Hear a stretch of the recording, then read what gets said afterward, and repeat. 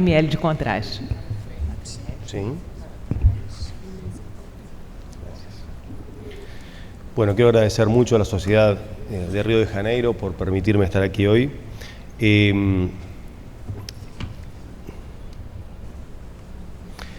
Y lamento no hablar portugués para poder tener una comunicación más directa, así que lo vamos a hacer en español. Sin duda, el medio de contraste es lo que más se relaciona con la nefropatía inducida por contraste, y por más que hay un montón de alternativas como hidratación, uso de fármacos, bicarbonato, ninguno ha podido ser eficaz para disminuirlo. Y sí está demostrado que cuanto menos contraste se usa, menor incidencia de nefropatía por contraste. Durante muchos años estuvimos haciendo IVAR con contraste y a medida que fuimos tomando confianza cada vez le usábamos menos contraste y nos interesaba menos la cosmética de la imagen porque estábamos más seguros de lo que hacíamos. Y así notamos que cada vez usábamos menos contraste, pero dijimos, bueno, vamos a tratar de objetivarlo en algún trabajo a ver si es real que usamos poco contraste. Y así nació la idea de hacer este trabajo en el cual el objetivo que se planteó fue ver cuál era la factibilidad de realizar IVAR con una dosis baja de contraste. Nos pusimos como endpoint que el endograph se realice con menos de 40 mililitros de contraste. Fue una medida totalmente tomada al azar, a sabiendas que realmente es poco. La mayoría de las endoprótesis en todos los centros se colocan entre 100 y 200 mililitros de contraste. Fue un estudio prospectivo, casos uno atrás del otro, o sea, no hubo ningún tipo de selección. Y se hizo entre enero y agosto del 2009, y en todos los casos usamos el endograph de Endologic.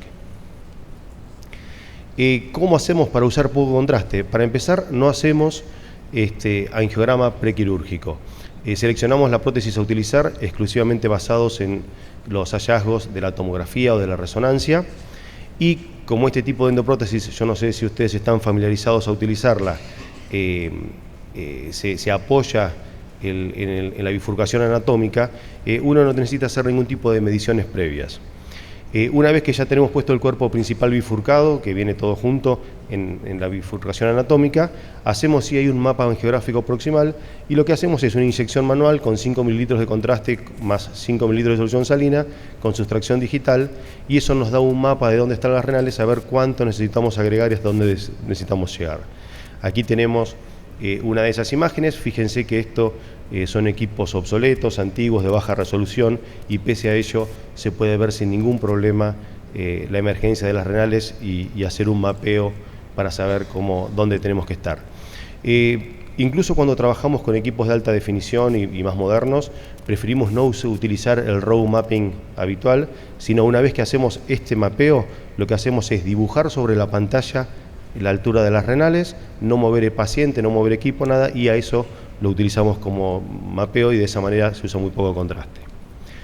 A continuación, hacemos, una vez que ya pusimos el CAF proximal, el angiograma de control, tanto proximal como intraprotésico, para ver la salida, y si no tenemos leaks hemos terminado el procedimiento, y en tal caso habremos usado únicamente 15 mililitros de contraste.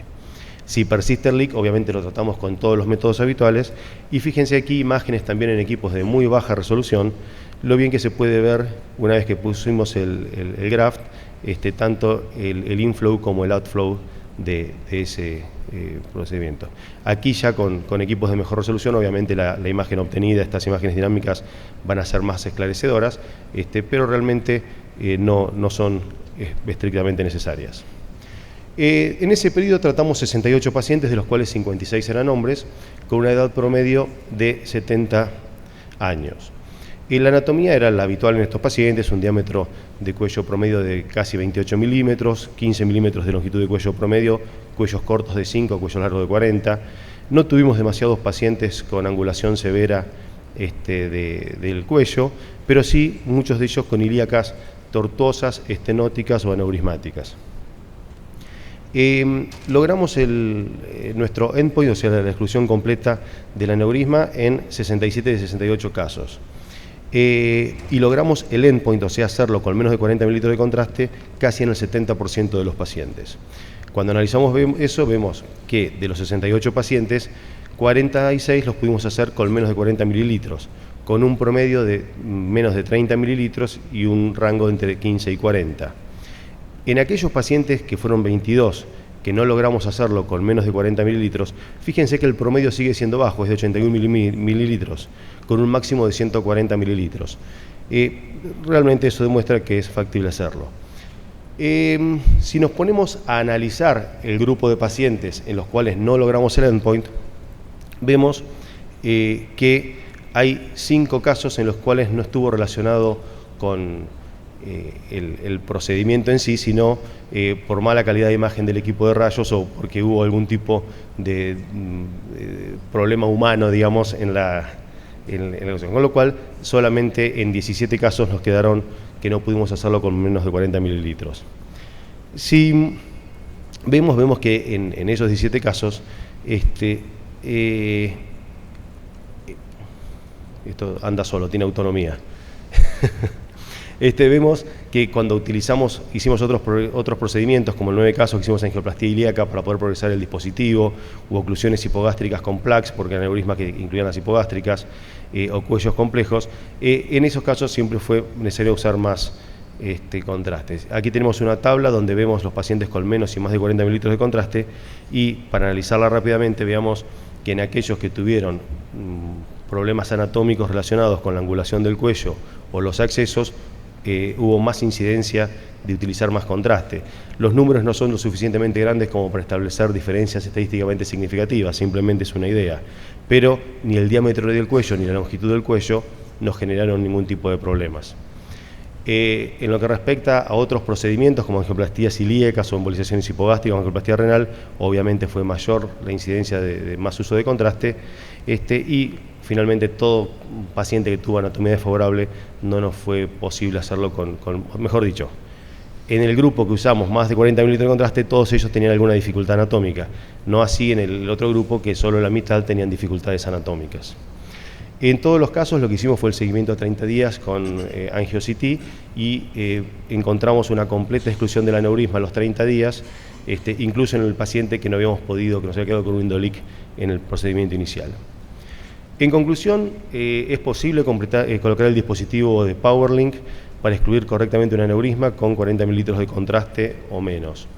Obviamente este número de casos de experiencia es corta, es chica y no es suficiente para establecer relaciones de interés epidemiológico. Obviamente las dificultades anatómicas parecen tener mayor impacto, son las que se relacionan con el acceso, siempre las ilíacas, y lo que hablábamos de longitud y diámetro de cuello no parece tener relación con el resultado. Esto lo interpretamos que, como hablábamos, el tipo de diseño de PowerLink es muy favorable para el poco uso de contraste, al no ser necesario estar introduciendo nuevas partes o nuevos segmentos que pueden hacer más difícil el procedimiento. Bueno, muchas gracias. Muito obrigada, doutor Leandro.